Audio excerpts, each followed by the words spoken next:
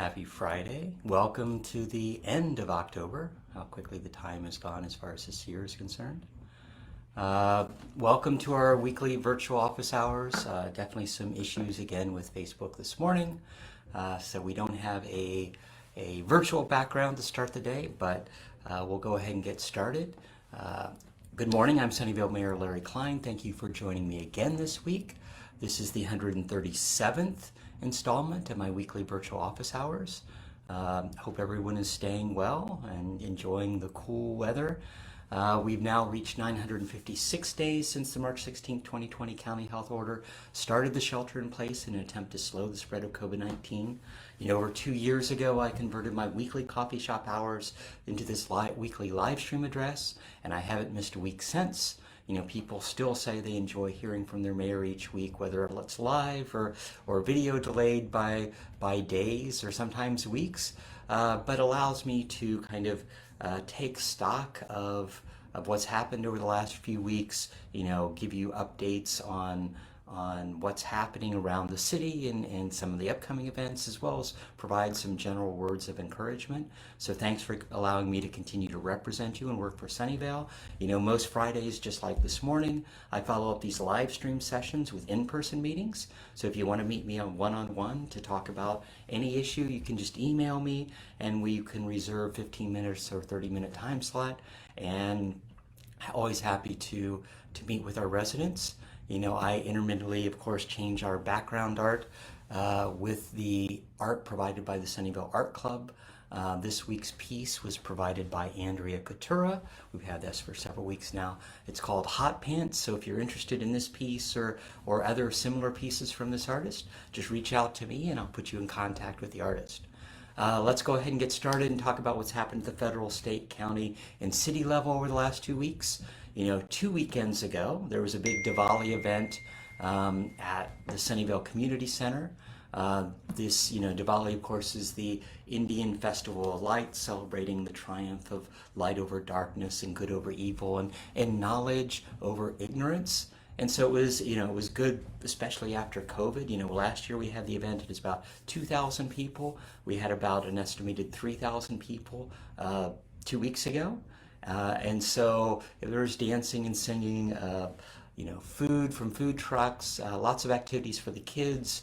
There were booths selling items and some of our informational booths for becoming part of CERT, becoming, joining multiple things from Sunnyvale Community Services and other organizations kind of highlighting the good that's happening in our community. Of course, this past Monday was the official Diwali, but it's usually preceded and sometimes after the event. There's lots of Diwali celebrations around Sunnyvale and around the Bay Area here. And then last Monday, Governor Newsom announced that there would be an end to the COVID state of emergency, and so he set that date as February 28th. 2023, so that's almost 3 years after the first shelter in place was declared. And so this giving cities, this announcement basically gives cities and other jurisdictions several months to kind of better prepare for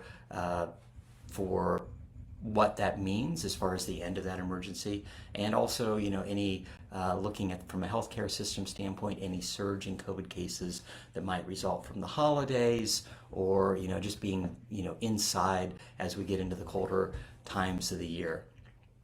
Last Monday, of course, Bird Scooter also started in Sunnyvale. So this is Bird is actually scooter share. They started a 1-year pilot program to have electric scooter share around the city. And I've heard from multiple people that, they're happy to see that back in our city. But the goal is, just to provide better, first and last mile alternative transportation.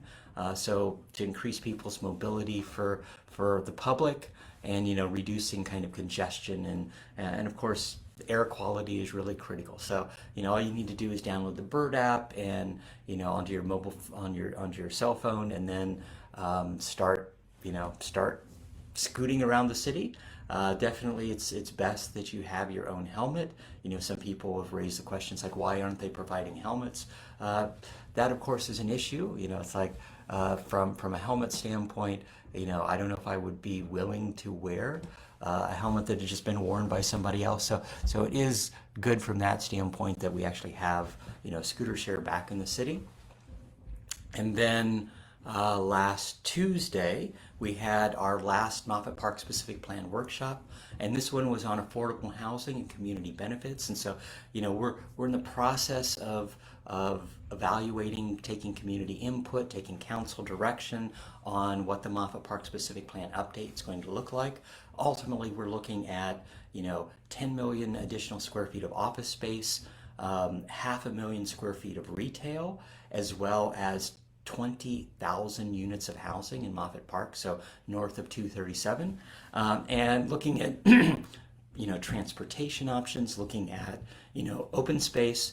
All those things are really critical as you're trying to design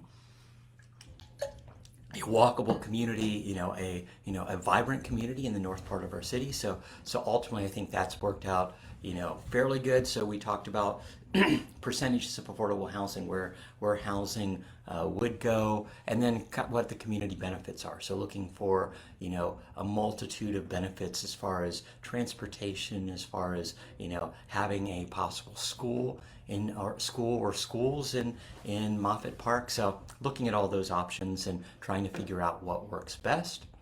And then last Wednesday, Coffee with a Cop returned.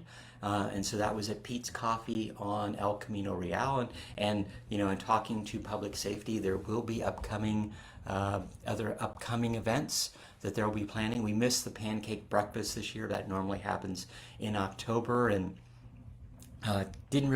couldn't get it on track to make sure that that's there. There was still some question about being in person with a certain amount of COVID in the community, and so they'll be doing that next year, but there will be some intermittent coffees with the cop coming up sometime in the next few months. And then last Saturday was the fall plant sale at Charles Street Garden, and that went. That's I don't know if you haven't attended or visited our Sunnyvale's community garden right at Charles and Olive. Definitely you should take a chance and go by. It's open several days a week. I think Tuesdays and Saturdays are the main days for people that don't have beds to garden, to visit. But there are a lot of people there that are planning their winter gardens and having seedlings available for kale and spinach and most of the winter vegetables. So that was good. And then as far as this week is concerned, on Tuesday, council met, and we started with a good study session on potential overnight warming centers in Sunnyvale. And council's had a study issue, and so this is giving additional information to staff on kind of directions that we want to go after they've done some initial studies. I proposed with Supervisor Lee to create a referral from a county standpoint to have pop-up warming center for Sunnyvale, and conceivably duplicate that around the county. And so when there's nights of extreme cold weather, emergencies, most it's like most cities don't have anything that's overnight. And so, having the cities provide the locations, pick a park around the city, pick a building that they have available, and then when there are those 10 to 15 cold weather warnings that we have on a yearly basis here in the Bay Area for inclement weather, that's when rains and winds and cold temperatures happen. Then conceivably have the county provide the staffing for the overnight. So the cities provide the locations, and then the county would provide the overnight staffing. We'd figure out the beds and all that would need to be required. But then as in the morning, having the county services be there to try to get any of the unhoused that are utilizing those locations into county service programs to get them evaluated, get any health issues that they have. To me, I think that's a good partnership with the county, and that was, I think the majority of council saw that doing a pop-up as opposed to 3 or 4 month warming shelter is something that could be done. And then, most cities like us use the libraries as warming centers, but they all close at 8 or 9 p.m. So as we get to the coldest part of the night, it's great during the day on cold and windy days, but at 8 or 9 p.m. they close, and it's not feasible to have staff. It's like, okay, city staff, you now are going to switch your hours from 8 to whatever, 8 to 5, or 10 to 9 p.m., 10 a.m. to 9 p.m. Now you're going to have to work overnight. And so it's trying to figure out ways to do that staffing. And so I think partnering with the county really provides a lot of opportunities as far as that's concerned. And then as far as the main meeting, we did several things, but we funded several, so we awarded funding for $16 million in housing mitigation funds to affordable housing projects. And so this is what we do for all the office space, for all the commercial that's built within the city. We take housing mitigation fees, and then we give them to affordable housing nonprofits that then build 100% affordable housing within the city. So we gave funding to First Community Housing for the Orchard Gardens development that they'll be doing along Waddell. And then we gave Mid-Penn some pre-development and some development funding for 2 sites on Sonora Court, right near the Lawrence Caltrain station. And then we also gave Mid-Penn some funding for renovations of the Carroll Inn. So it's good to see the city, dedicating funds to make sure that we have additional affordable housing within the city. It's always good to be able to distribute those funds to some of those nonprofits that are really making a difference. And then we had a long discussion about returning council to and our boards and commissions to in-person activity. So we didn't set a date, but we went through kind of some of the changes on what's happened at the state level. There's it's a mixture from different cities that they're still like us. A lot of councils that aren't. There's several councils that aren't back in person. There's some that are only in person. There's some that are hybrid. And we've already given direction that when we go back in person, we'll maintain that hybrid capability, so that city staff will be able to call in and don't have to be only in the chambers. But I think it's important to get council in the chambers on the dais sometime in the next few months, not waiting until the governor's deadline as far as ending the COVID state of emergency. We need to get people back in person, and I think that's one of the things that we'll be doing over the next month or two. So hopefully that will go smoothly, and and far before February. But especially we're looking at upcoming the change of council. We have new council members coming in January. We have some outgoing events that are happening. So I think it's really good to at least do council first, and then start looking at when our board and commission members can be back in person, but working out the kinks from a council standpoint first. And then last night, the Tetra Hotel in Moffett Park had a fireside talk, and so this is the second of their fireside talks, but this time, and so they're trying to do more events at that hotel, and I thought it was really well run. But it's last night was with Shaka Campbell, our county poet laureate, and so it was good to hear hear some of his background, and then hear some of his poetry also. So finding out what his journey was to become our county's poet laureate. So he spoke at our State of the City earlier this year, and I think it's really good. And thanks for everybody who came out to support poetry. I think we need more of these in-person, basically artistic art events within the city. I think having more of that is really adds to the liveliness of being a resident here in Sunnyvale. Let's go ahead and get to our weekly COVID numbers. COVID numbers across the nation continue to trend downward. From a national standpoint, we've now reached 97 million cases. That only increased about 250,000 in the last week. So it's rapidly dropping off. We've had 225 million more than 2/3 of our population that's fully vaccinated, and 49% have received the booster. And you look at it, more than 84% of those 5 years and older have had at least a single dose. So it's positive from that standpoint. And then we still have some people passing away from COVID deaths, but according to the CDC numbers this morning, that was only approximately 1,000 people in the last week. That brings our numbers to 1,066,000 people that have passed away with COVID. So we're seeing, definitely hospitalizations and, deaths decrease rapidly over the last month or so. From a California standpoint, we've now passed 10,499,000 positive cases. We've seen a continued drop on the daily average. We're now back to about 2,500 new cases a day, and that's the same as last week, down from 3,000. 4,000 like a month ago. So we've seen a steady trend downward, and we now have a 4.1% test case positivity average over the last 8 weeks. We're still having a few fatalities. It's up about 200 in the last week, but that's a big decrease over the last few weeks. It's seeing hospitalizations, deaths, all trending downward across the nation.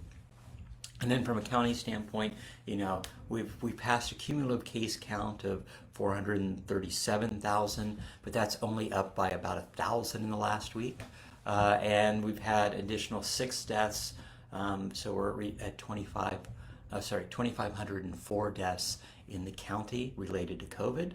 And vaccinations, people are still, vaccinate or getting their boosters, and more than 95% of those that are 18 and over are fully vaccinated. 69% of those that are eligible for the booster have already received it.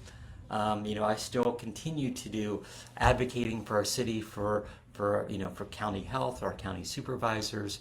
I met with our congressman earlier this week.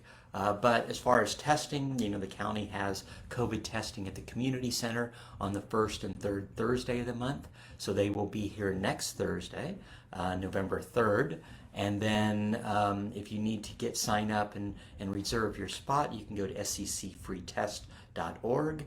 And then as far as getting vaccinated, you can go to sccfreevax.org to find out where to get your booster if you need it. Let's go ahead and talk about some of the upcoming events that we have in the city. This weekend, of course, Sunday is our Halloween pet parade. I'm always happy to be at the, heading that event off. So that'll be here Sunday. I think it starts around 9:30 near Whole Foods and ends up at Plaza del Sol. There'll be, a big celebration there at Plaza del Sol with booze and ultimately, lots of pets and children and families, of course, dressing up for Halloween. There'll also be trick-or-treating by the downtown businesses along Murphy Avenue after that event. So if you're looking for a safe daylight trick-or-treating point, Murphy Avenue will be great. And of course, joining the pet parade, I think, is going to be a lot of fun. It's good to be back in person again this year, and so that's one of the positive things that I've seen come out of the community a few years ago is creating this pet parade that we used to have in Sunnyvale many years ago. But if you want more information, you can go to sunnyvalepetparade.com, and I'll see you Sunday. And then on Monday, of course, is Halloween, so be careful when you're out there. Lots of trick-or-treaters will be out. Sunnyvale, of course, earlier this year was listed as one of the safest cities in the nation to be trick-or-treating in. So, it's always good to get those accolades from a statistical standpoint. So definitely enjoy. I see lots of decorations on my morning runs, and happy to see residents celebrating the season as much as possible. And then a week from tomorrow, on Saturday, November 5th, the Sunnyvale Community Services Auxiliary Craft Fair and Bake Sale will be happening at Murphy Park like it does every holiday season. But that will be happening from 9:30 to 9:30 a.m. to 4 p.m. And so, we're getting close to the holidays. November starts next week.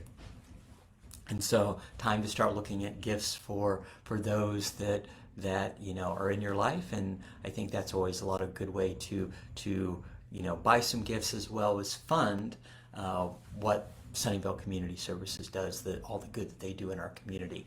And then as far as council meetings, our next council meeting is next Tuesday, November 1st. It's going to be starting with an update from our Sunnyvale Clean Water Program. So that's, what's happening at our wastewater treatment plant.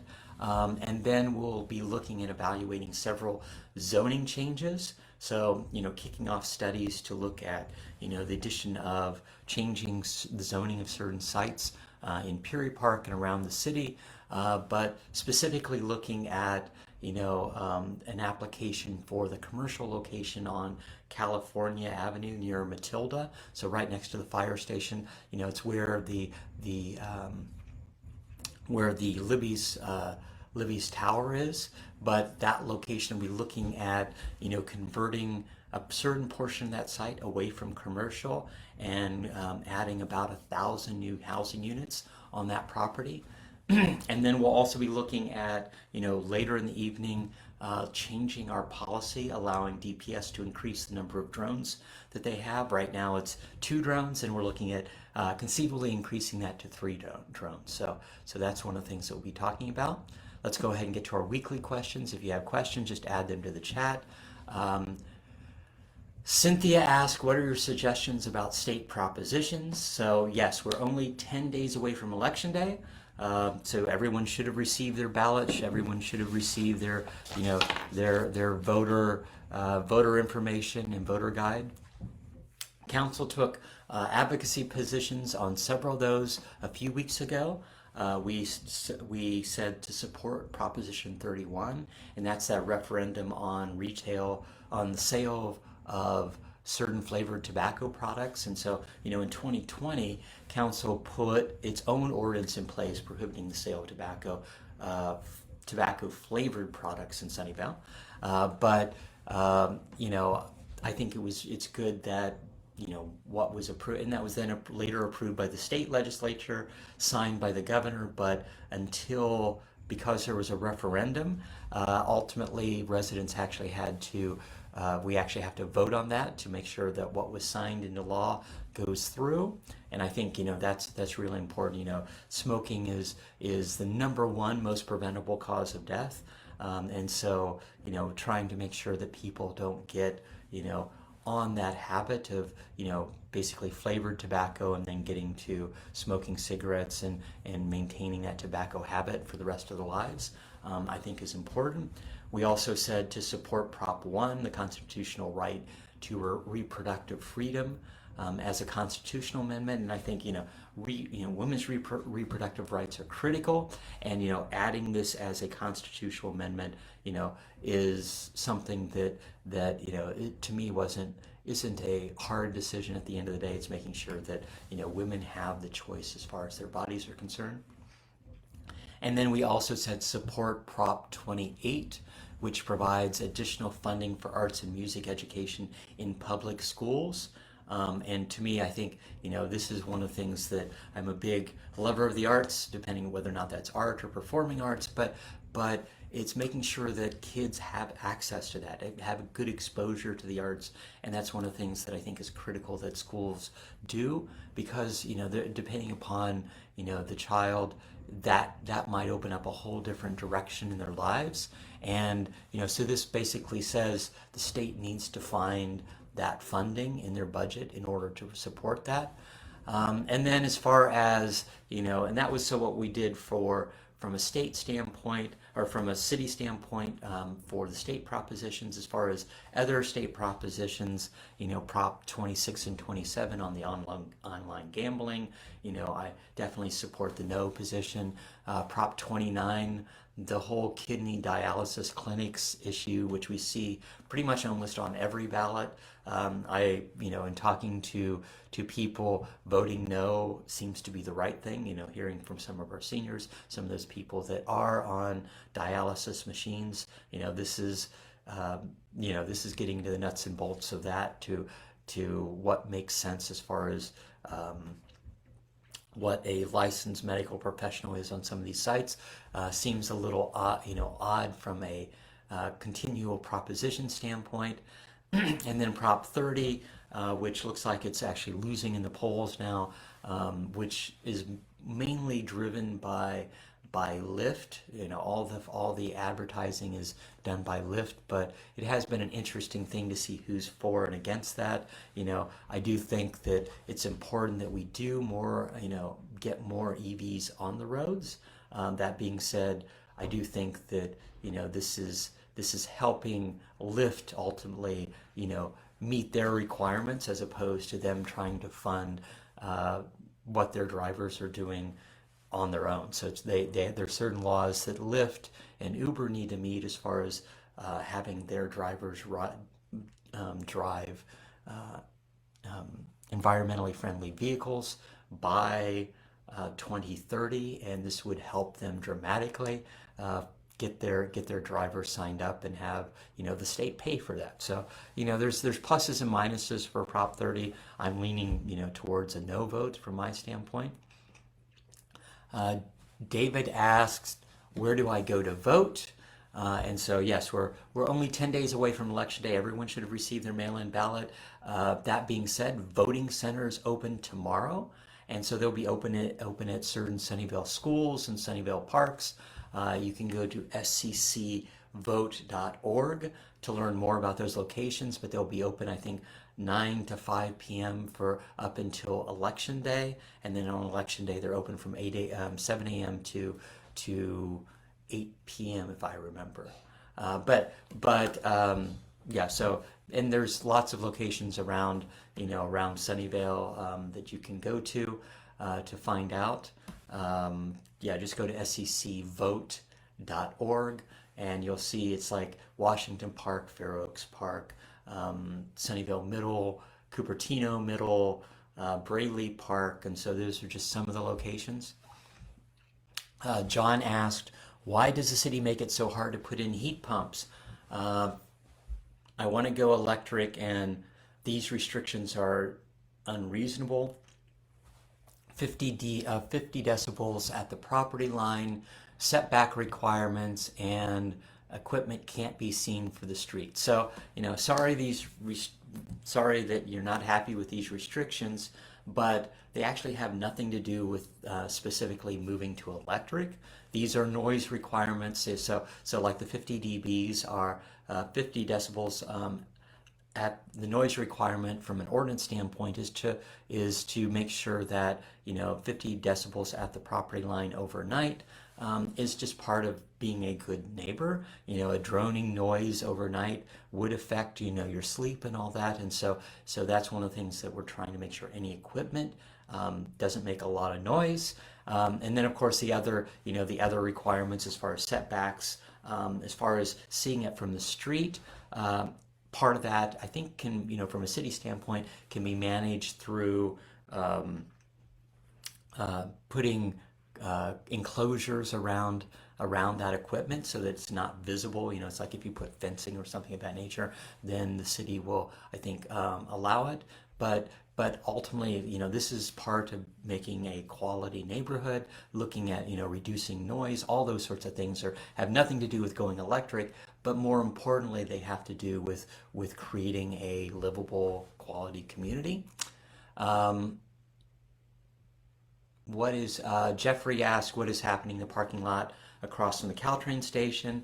So that's, we're adding there's a city parking lot, and we're adding EV chargers, and so about half that parking lot is currently closed. So EVgo, which is the same organization that put chargers at the parking lot at Sunnyvale Avenue and Evelyn Avenue, they're now doing a second stage where they're at the Francis and Evelyn, And so that should be done in the next month or two, but that's rapidly moving forward. Nick commented, I wish upcoming events like Day on the Bay had been advertised. I always find out after they're over. So, this is one of the reasons why I do these virtual office hours every week, to give you some updates and tell you some of the upcoming events. And if you get to it probably every other week or so, you at least hear what's coming up, this weekend or the following weekend. I'm looking at restarting my newsletter, so, interested if people would be interested in getting a newsletter from the mayor. And so, I tried that out when I first got on council, and it was just a lot of extra work and didn't seem to be that much interest. But that being said, I think, if people are interested, I, ultimately will be looking to reinstate that. Janice asked, when does the new city hall open?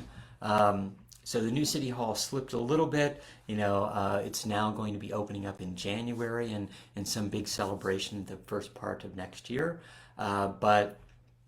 So staff will be moving in beginning of January. I toured the new city hall earlier this week. It looks beautiful inside. It's 4 floors, and they're slowly going through and they've got, they're already putting the office equipment in the top floor. They're working basically from the 4th floor down.